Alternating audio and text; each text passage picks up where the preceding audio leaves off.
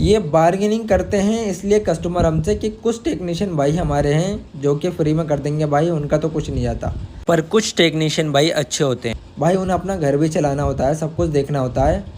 क्या बताऊं तुम्हें, इतनी बार्गेनिंग कर रही है, मैंने तो कह दिया भाई फिक्स प्राइस है, करवाना करवाओ ना मत करवाओ, कोई दिक्कत नहीं है। पर भाई ऐसा मत करा करो यार टेक्नीशियन भाइयों यार,